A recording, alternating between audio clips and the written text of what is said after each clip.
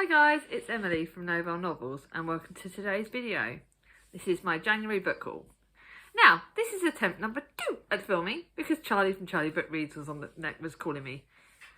By the way, this month I've been good. As you would have seen from the title, got less than 30 books. I've been good.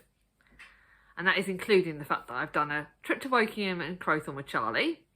I've done a bag of books for £1 at the library. And I've been gifted some books. But I have been good. Then, I've just spoken to Charlie. Next month's book haul is going to have quite a few books that she's giving me because she's getting rid of books and just giving them to her big sister because she's obviously the best. I love my sister. But yeah, next month my number's going to go wee up. And I was hoping to keep it low down because March is going to be dangerous. March is London trip and birthday. I get loads of books for everything, so it's going to be dangerous. But I'm not going book buying in February, so my numbers that I spend will be good in February. If Charlie, I'll just have high numbers of gaining books because of Charlie. Thank you, sister. Right, so I'm filming this on the 23rd. I know that I've got a book that I'm getting on Saturday, which is after payday, which would technically is right at the end of the month anyway. I'm not buying books until like Thursday. I might get one at Baz Books, and then like Saturday I'm going to get one at Waterstones because it's my one Waterstones book a month, which goes on at the start of the month. Like I said, we're ignoring March. We're just going to ignore that in March. And then I have one ABE books, which I'll order at the end of the month after we're getting paid. And then I'm only doing charity shops in Bracknell in February. But again, I'm still keeping it very minimal because I don't need loads of books. As you've seen, I've been gifted 4. I bought 23, but I spent hardly anything because it's like 4 books, a whole bag of books for £1 at the library, which I'll show you separately and I'll do it in thingies. But I didn't want this book video to be too long, and I'm rambling already. So I'll show you the books I was gifted first. The first one I was gifted by my lovely partner Chris, and that is Amazing Grace Adams by Fran Littlewood. It's an older protagonist. I saw it on Katie's channel last year, and it was when it was in hardback, or last year or the year before, and Katie raved about it. Me and Katie do have very similar tastes, so the fact that she liked this made me definitely want to get it. Slightly older protagonist, think 40s, 50s from what I can gather, and basically she's poised for a great thing when she was younger and life's taken a downward turn. She's getting divorced, her daughter's disowning her, and she just says, I've had enough, and then goes off and wants to make a life for herself. And I think we all feel like that. We all get a bit like, come on. My kids are 8 and 11 and I'm now living my life and doing some things that I want, and I'm so happy. So I won't go down that route because I'm lucky. My partner's amazing, the kids are letting me live, and yeah, but I can kind of relate to the older finding yourself thing. I just did it a bit younger. So that's that. Then I've had 2 books that I've been received from that were on my Amazon wish list, but no gift notes. So these 2 came separately. One at the start of the month, and this is Love Lockdown by Best Records. This is set in the COVID times. I think it was written in the COVID times, and it's about the lockdown, and it's about residents in the apartment, and you've got different residents in this apartment block, and when the lockdown happened, they all got put in like for a whirlwind week. And this is in flat 14, reckless Imogen is stuck living with a one-night stand she can't remember. Then you've got upstairs, you've got Danny and Isla who are still on honeymoon period, but a week together could be just like a week lockdown. Obviously we had a lot longer than that. Then you've got Zach and Serena's relationship is on tenterhooks. And pineapple on pizza might be the last straw. God. Reminds me of the waffle of the girls when they were saying about the pineapple on pizza. Then you've got in flat 22, Olivia's maid of honour duty is a push to the edge because of everything. And then Ethan realises he wants to spend the rest of his life with Charlotte. That's another video. So this is looking really, really good. I don't know who got sent it to me because there was no gift note, but thank you whoever did. It came when I really needed it, so thank you. So the next book that really did come on a day when I needed it, this was again no gift note. It was ordered on one day, and then I got it, I think it was like Thursday. I got it the day that Thomas was sick with a sickness bug.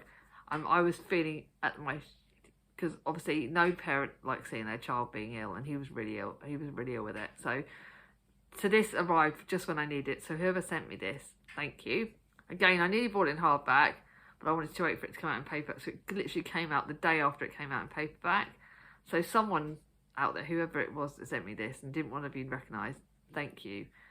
This is about a love story about things, and it's about charity shops and about how finding joy in secondhand things, and each thing has a history. And it's about, for Gwen, the answer is no one. Like, about finding moments of joy. She knows people, but she's been like a drifter, basically. And then she goes to a charity shop and something happens, and she makes unlikely friends, and donated items have like history. So I love it. It's all charity shops, finding yourself, finding found friends and stuff. Really special. But thank you, whoever sent me that. Just realising actually those, keeping them in order.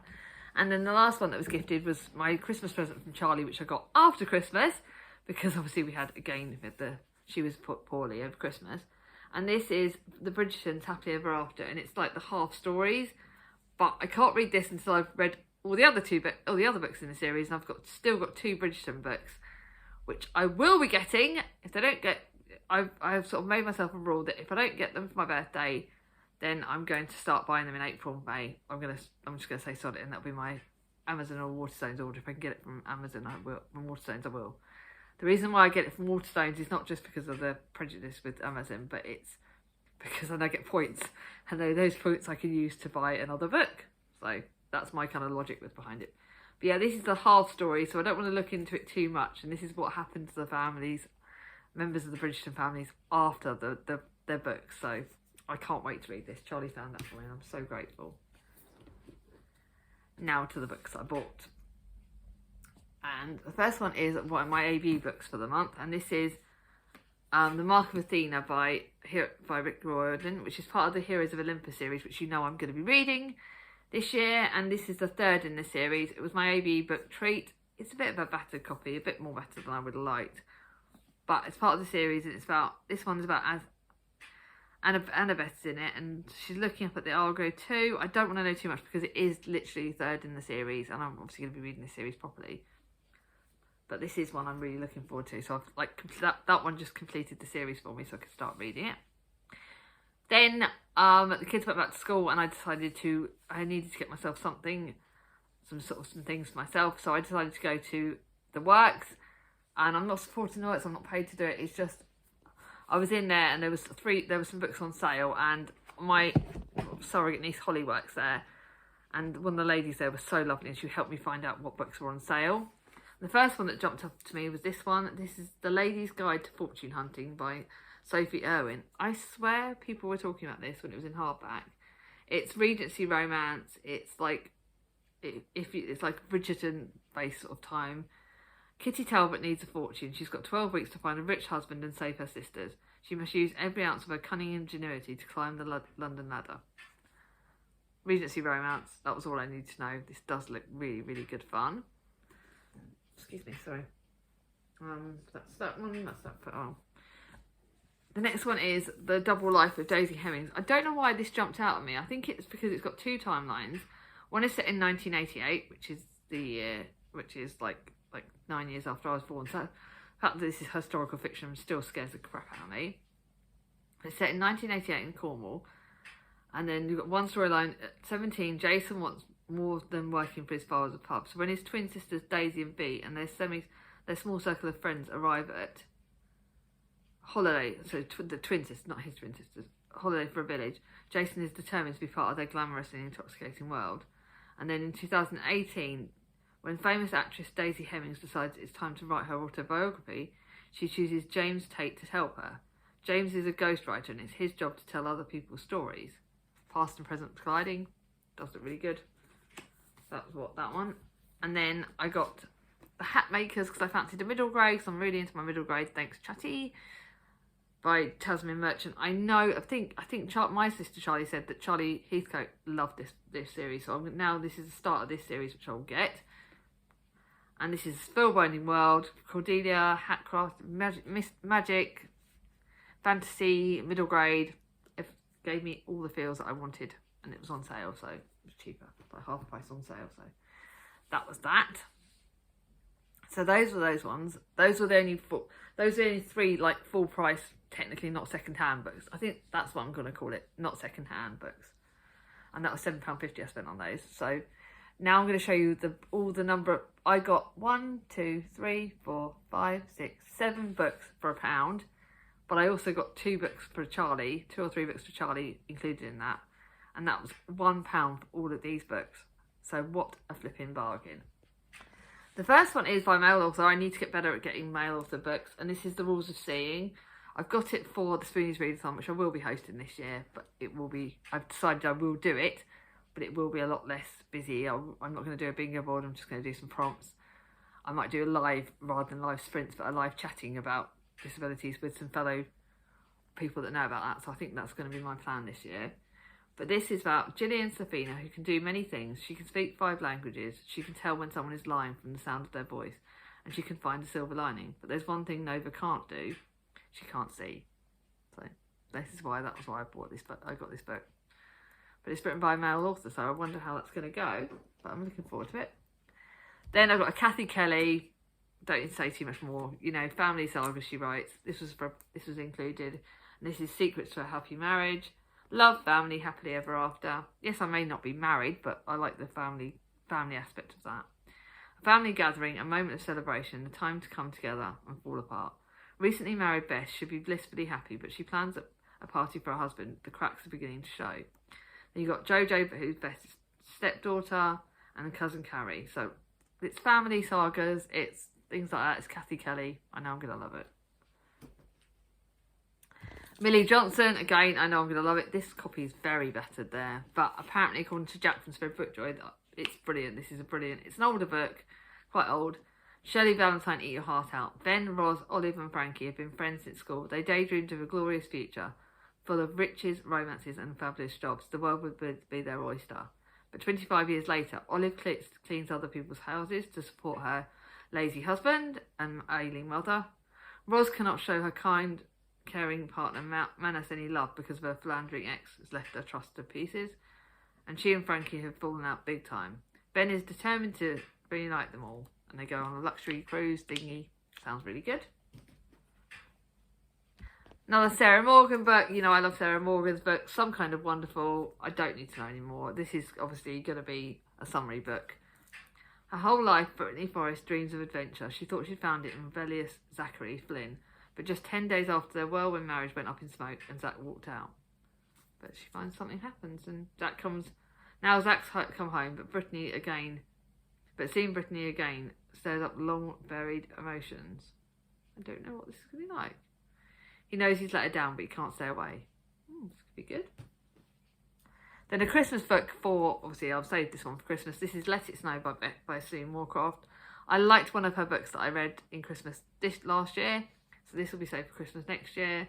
Family, Christmas, I don't want to know any more than that, so I'm saving that for Christmas. Then to my 2 historical fiction books. First one is Katy Flynn. Again, another author I know I like. Christmas at Tuppenny Corner. It's a Christmas book. It's set in Liverpool, 1939. Christmassy, historical fiction, wartime. I didn't need to know any more than that.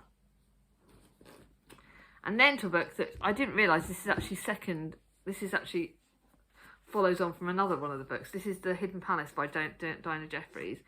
And I can't remember which book it's connected to, but I did buy the one before that. And I think it's connected to, I've got it upstairs, I should have written them out.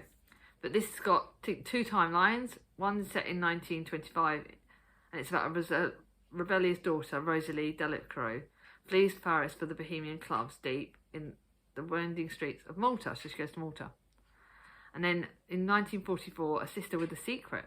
Running from the brutalities of war, Florence Brodin must make a new life, but her estranged mother has a desperate request to find her sister, who went missing before. A rift across generations, so this does look really good, but I've got to read the book before that first. So all of those for £1. Now to the books where I went shopping with Charlie from Charlie Book Reads. I did buy a lot of books in that shopping trip.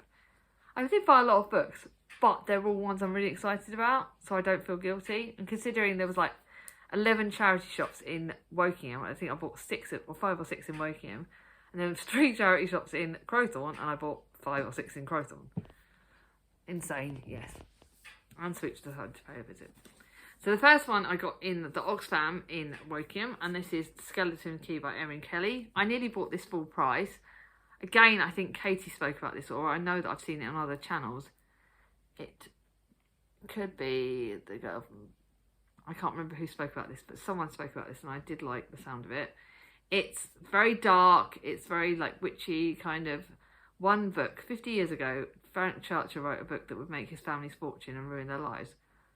And The Golden Bones was written as a fairy tale and treasure map, but it quickly turned into a dangerous obsession of cult readers.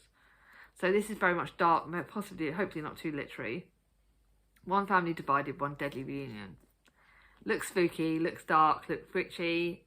Probably say this for like autumn, wintry time, but it does look really, really good. And the fact that I nearly bought it full price and I got it for like £2, that was well good. I'm really happy with that.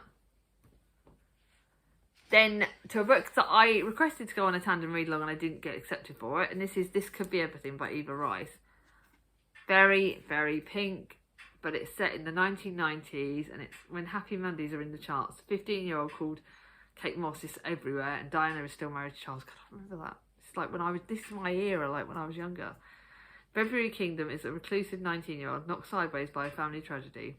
One evening she finds an escaped canary in the kitchen and it sparks a glimmering hope in her. With the help of a bird called Yellow, Feb starts finding her way out of her own personal darkness, private darkness, and into the summer. This is apparently a summer book, so this will be summery, but it looks really good. The fact that I requested that and I didn't get it, that's fine. You don't always get what you want.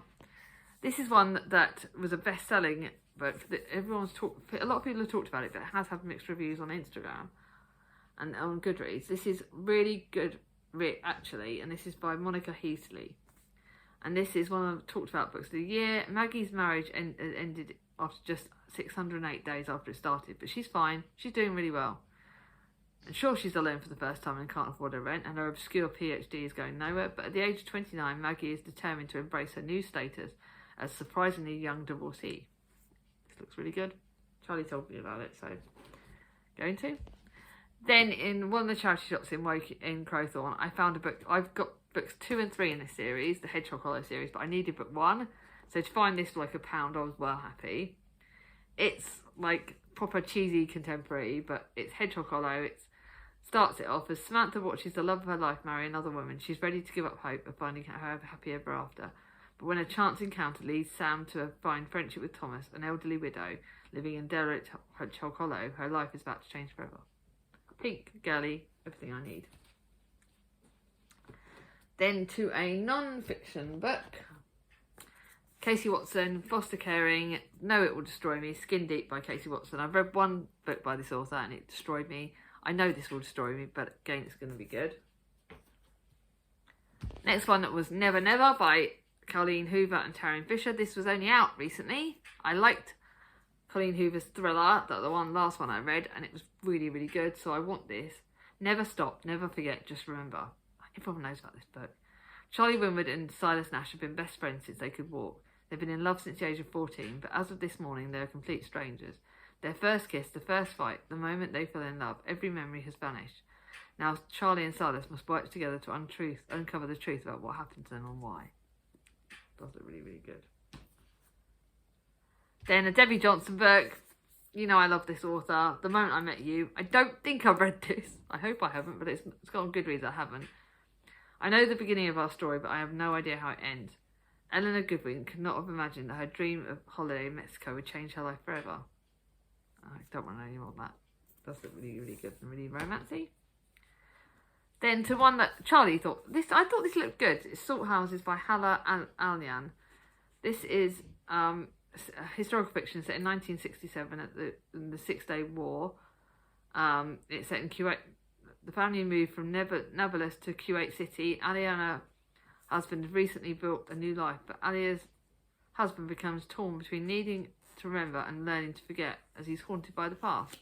It's set in Palestine. It's set like very historical fiction. It's going to be one that's going to break me, but it does look really good. Then a Fiona Valpy book, and I know I love this author, and this is Cypress Maze by Fiona Valpy. Cyprus, it's set in Tuscany in 1943, so like wartime ravished Italy, and Beatrice dreams of escaping an escapist year teaching English is shattered. I don't want to know any more than this. This does look really good. Apparently we've got the story of Casablanca at Baz Books, and I'm going to see if I can get another book by this author. It does look really good. Then to one I screamed when I saw this in the charity shop in Crowthorne. This is Hungry Hill by Daphne du Maurier. And this is another Virago Classics edition. Look at the stunning copy. It's Hungry Hill by DDM, Daphne du Maurier. As the Brodricks of Clonmere gain great wealth by harnessing the power of Hungry Hill and extracting the treasure it holds, the Donovans, the original owners of Clonmere Castle, resent the Brodricks' success and consider the great house and its surroundings their land by rights. DDM had to get it. Then Charlie told me to buy this. I'm blaming her. It's Picnic at Hanging Rock. It's another vintage classics edition. I think it's an Australian classic. Charlie told me to get it. Got it. I don't know any more than that.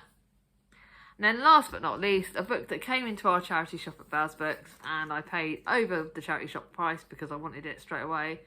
Emma Donna Hughes, Haven. You know I've got most of her works, and this was a newer book. Very, very historical fiction, as in set in the 7th century in Ireland. Paid quite a bit, but I nearly bought it in hardback, so I think paying £2 for this was not that bad. And this person takes 2 monks with him, this priest, and I don't really know anymore. If anyone knows about this, it does sound really, really good. And that was done separately, and that was like £2 from Baz Books. So I'm going to be holding myself accountable at how much I spend every month. Like I said, I've got myself a budget of what I spend at Waterstones and what I spend on ABE Books. And charity shops is a bit more flexible, and the works can be a bit more flexible. But I'm still trying to keep my budget in place. But I spent £22.38 at charity shops, £7.50 at the works. I spent £29.38 this month. It's the lowest it's ever been. I am ridiculously happy with that, considering how well I've done. But I've got to decide an emoji. I just think, because obviously it's a book haul, buy if you get to the end of this video, do a book stack emoji or a book emoji, that'd be great. What are these books do you think I should prioritise? Are there any you would like to buddy read with me? Let me know down below. Let me know what books you've been buying. I love chatting to you all in the comments. And how are you doing? But if you like this video, give it a thumbs up. If you're new to my channel, not sure, bring on my ding-a-ling. And I'll see you all soon. Bye-bye.